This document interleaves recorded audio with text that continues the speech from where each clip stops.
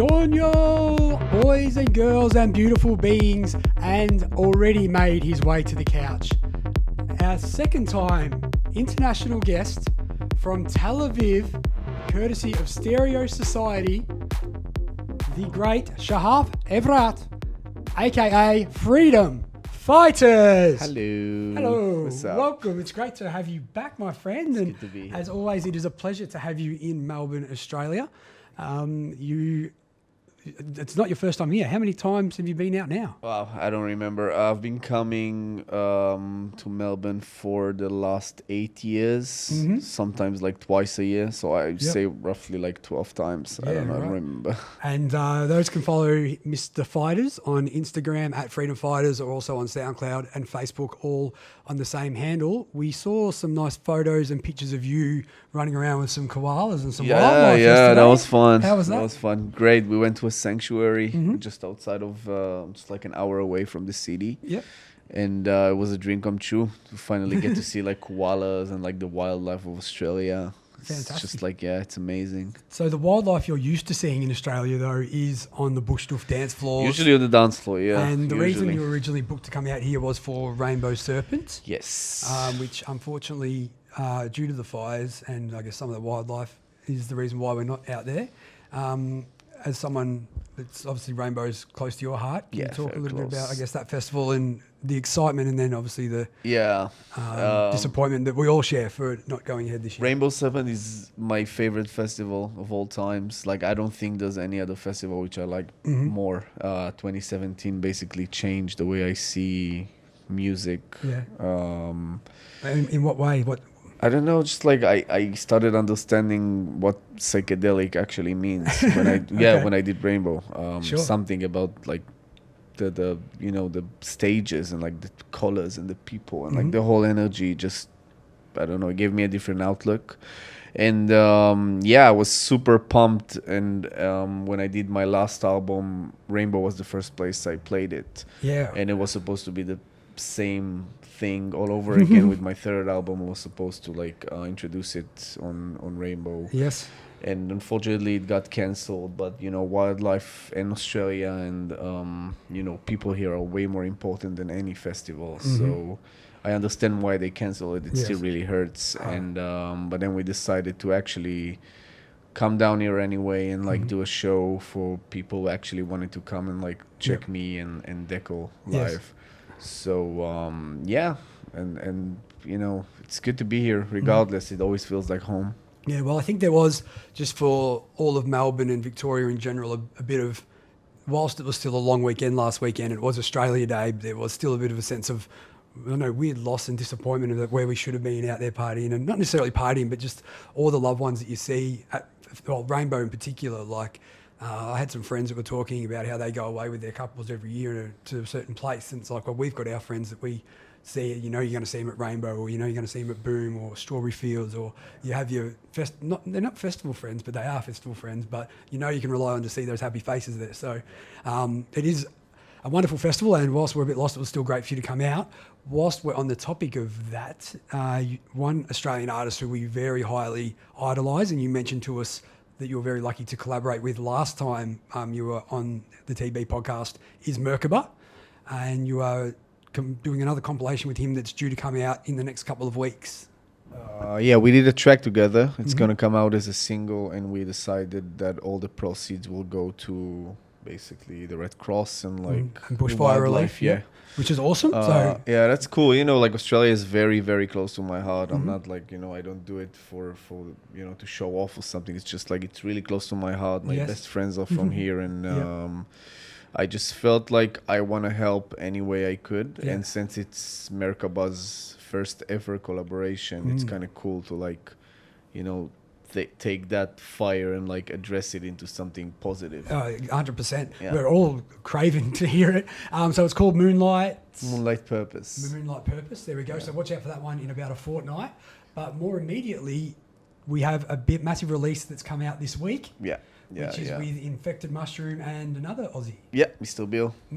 Yeah, as I've mentioned before, I'm a huge fan of Australian music. I mean, like Xenon is very close to my heart, and the whole glitch scene, which I'm a huge fan of, and Mr. Bill and I have been working together for a while now. We collaborated on my second album, and we decided to do something with Infected, and they loved the idea. Yeah. And it's coming out tomorrow on Monster Cat, and after that it's going to be out on Infected Mushrooms album. Yep. So And- that's a huge honor. And the name of the track? Da-da-da-da-da. Freedom Bill. Freedom Bill. So check that one out. It's available Beatport, Spotify, yeah, the whole the whole lot. shebang Yeah, bang. exactly. You'll be able to find it on the links from. We'll link to it as well as obviously Mr. Fighter's accounts. But with Mr. Bill, last time you were out here, you did mention that he was someone you always had aspired to work with as well, and you do have a couple of tracks. You mentioned about your connection with Australia. You've got Australians and also Australia. We've got even like the little crocodile we've got over there.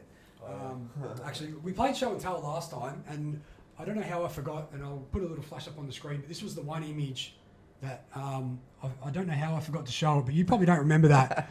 That's Rainbow. That is Rainbow 2017 that you just mentioned. That's you and I. Yeah. And yeah, I didn't expect you to remember that, but that's the first time we actually met. That's So cool, man. shout out to Darcy, aka Gia, for she was friends with you at the time. And she's like, That's Trent cool, needs to get a man. photo with you. So yeah, I don't know how I forgot to bring that one up last time to That's try and cool, trigger man. you. Good to Remember see it. Rainbow Yeah? 2017. Walk down memory lane. Yes, that was a lot of fun.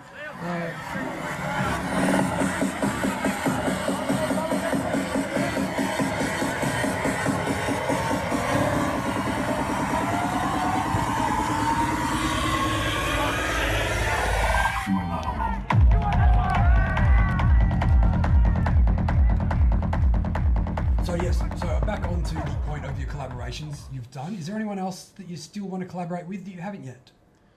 Wow. I'm kind of like, I want to try and like start some of like techno tunes in the next next year. Well, on that, on the way over here, I was playing Nomads with off the latest MVMB album, Phase 1, the final track.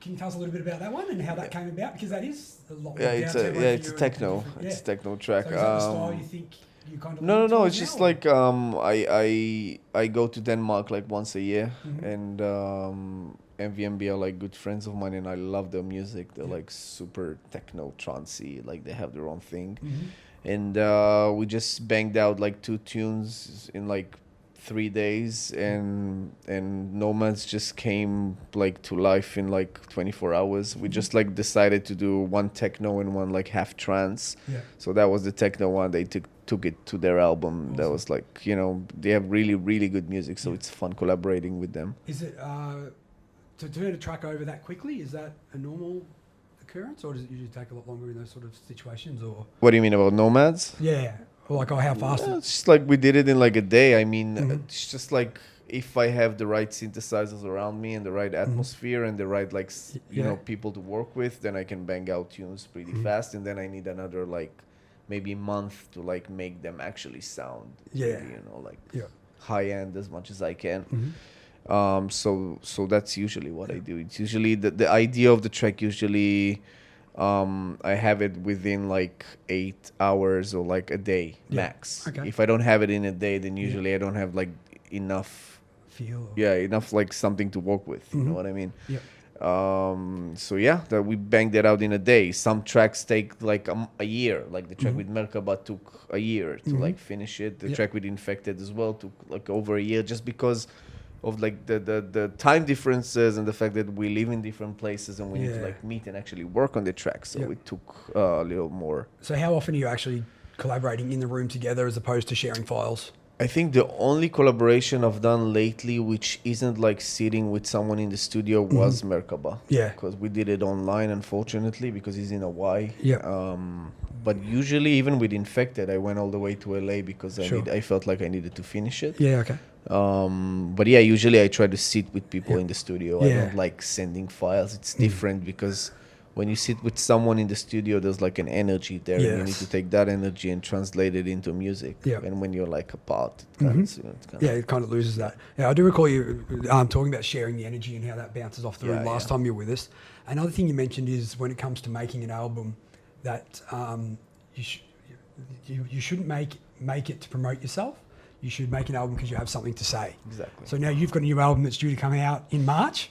So what is it that you're trying to say on this new album? Okay, so this album represents, it basically just sums up my I've moved to Tel Aviv like 3 years ago, and it also changed everything because like I got way more exposed to techno and to house and like the club scene and the nightlife, and you know, it's like the first time ever that I was single for like 3 years, so I was like all over the place, and I just took all of those experiences and like put them in like in an album.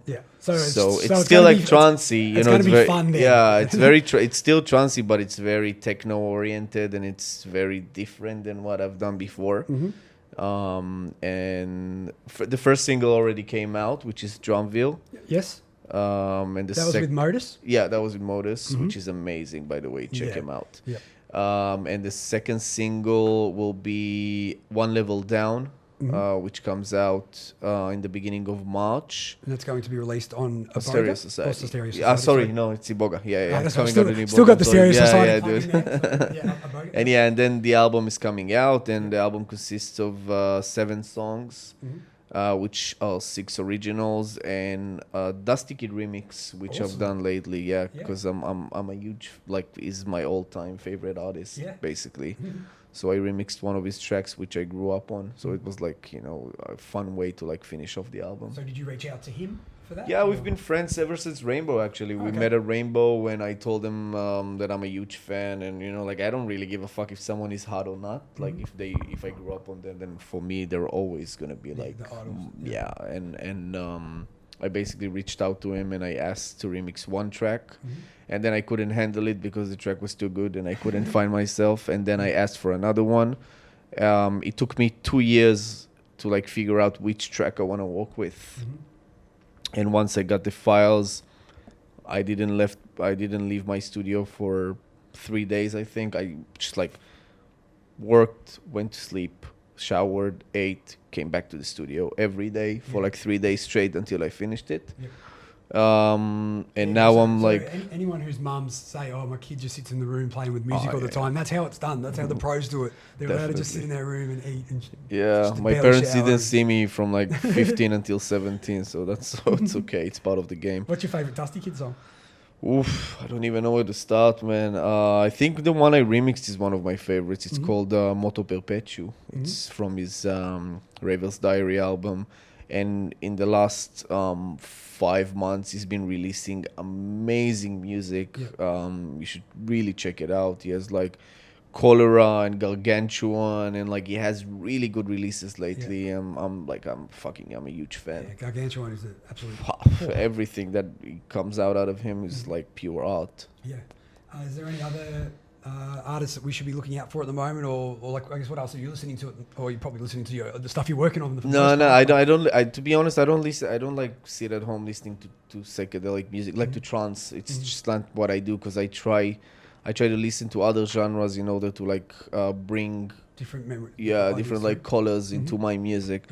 So at the moment, I'm listening to Kiasmos a lot. And I listen to Dusty Kid as well, and Tale of Us, the whole Afterlife lot. With really good stuff. Just like a bunch of weird stuff as well, like just stuff that my girlfriend finds and like sends me, and it always has to be like very... I'm in a more chilled place right now, you know what I mean? I'm not looking to do more up tempo and like very hot music. I just want to make stuff that are more like chilled. But I still like That's probably a reflection of where you are in life, I suppose. If you're not going out and partying so much.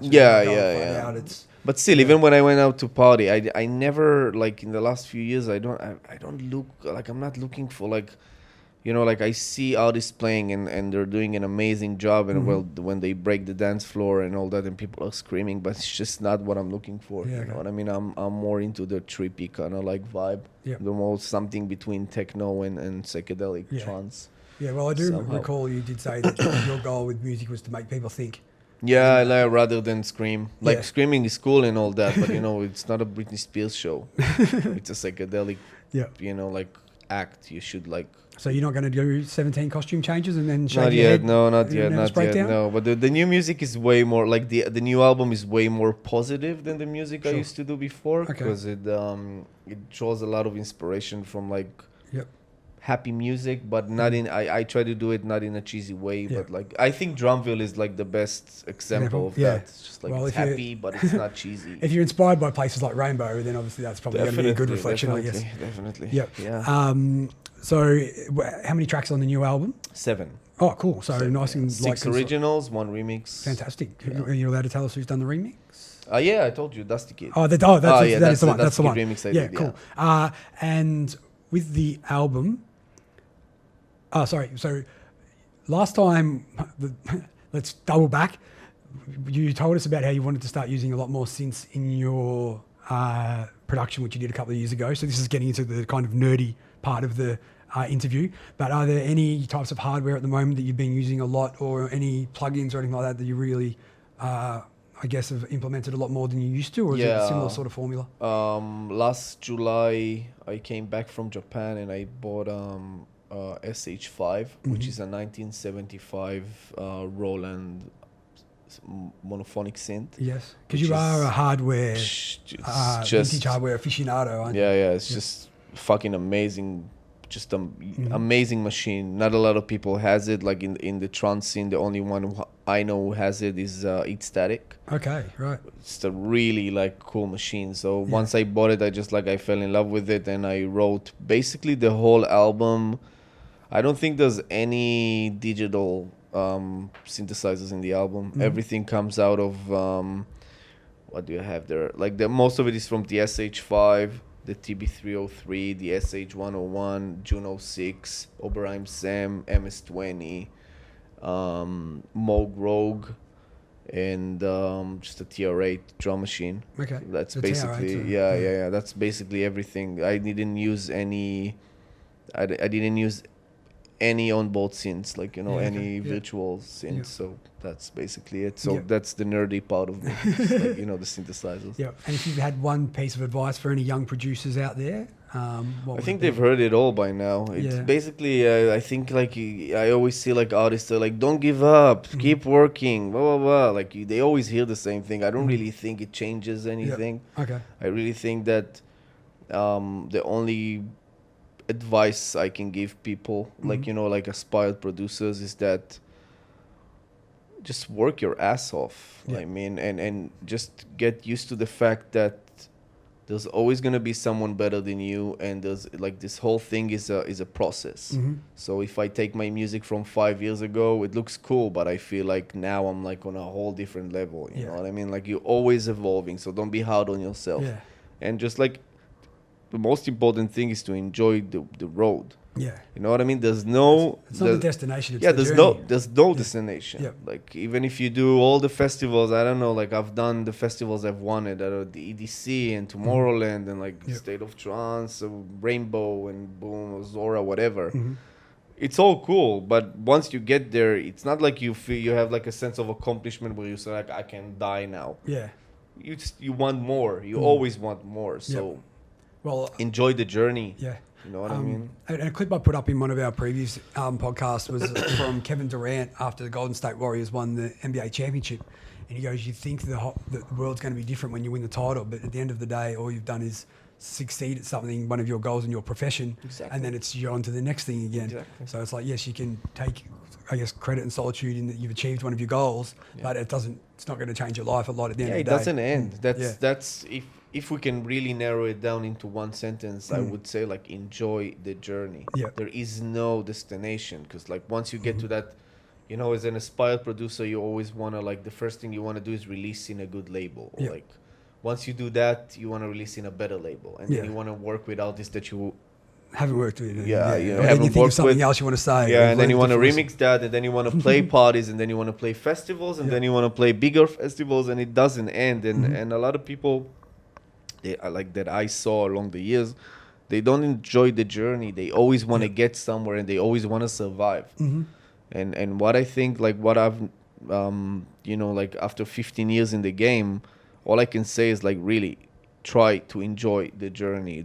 There's no final destination to anything. It's music, it's art. You're supposed to enjoy writing it, you're supposed to enjoy touring it, you're supposed to enjoy playing it, but there is no end, like final destination. Yeah.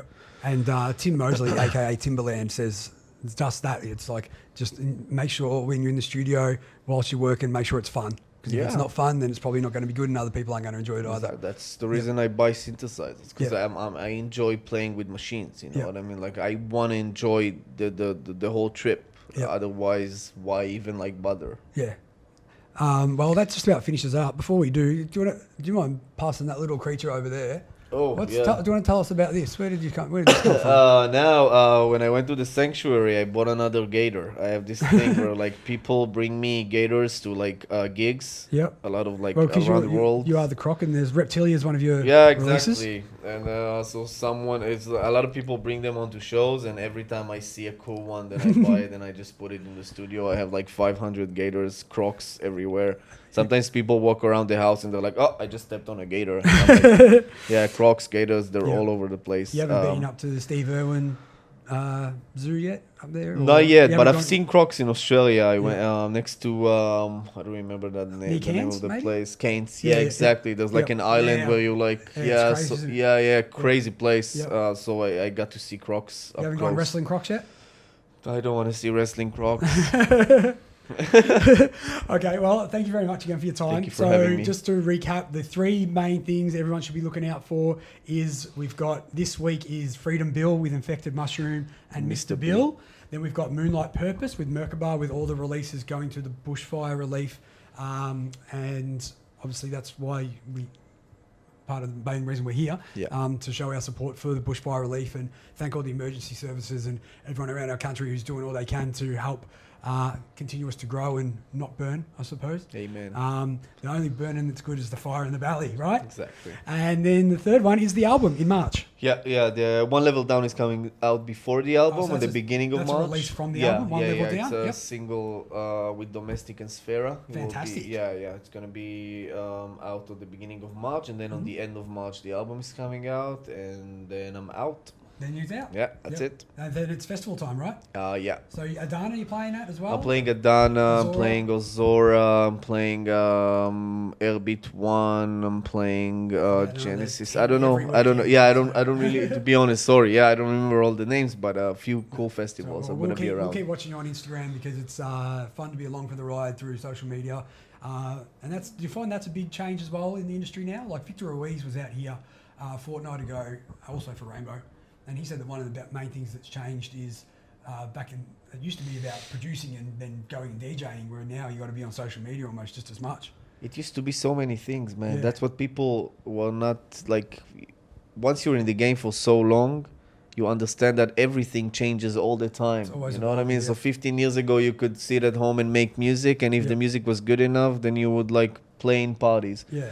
Nowadays, you have social media where like you have to post all the time and like be present, otherwise it just doesn't work. But everything changes all the time, so if that's like part of the game and you still want to be part of the game, then you have to do it. But sitting around and like saying that it's not cool and you have to like you don't have to do it, and you it used to be better, it doesn't get you anywhere. You know what I mean? So we have to do fucking Instagram, and we have to do Facebook, and we have to do all that. And when we talk again in 3 or 4 years, Instagram, Instagram wasn't around 10 years ago. Spotify. No, in 3 years it's gonna be what's the name of that app? Musically, not Musically, the new one. Freedom Fighters FM. I don't remember, huh?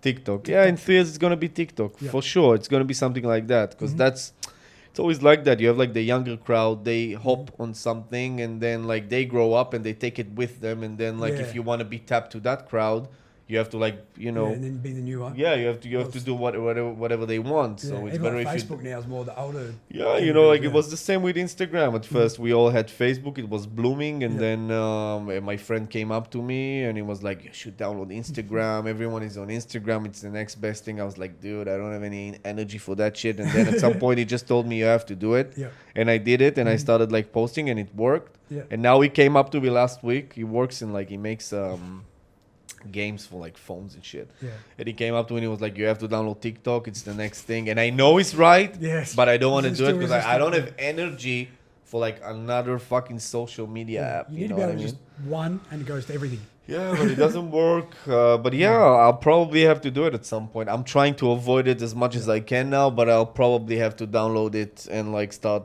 posting in. Well, Like, with the tracks you're a winner, but you're a social media loser.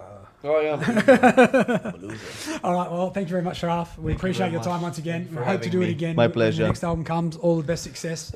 And anybody, you can check this out on Dooftube at dooftube.com, and of course the TB podcast available on Spotify, SoundCloud, Apple Podcasts, and at trentoff.com. Enjoy the music. Peace, love, and rainbows. Obrigados. Vemos.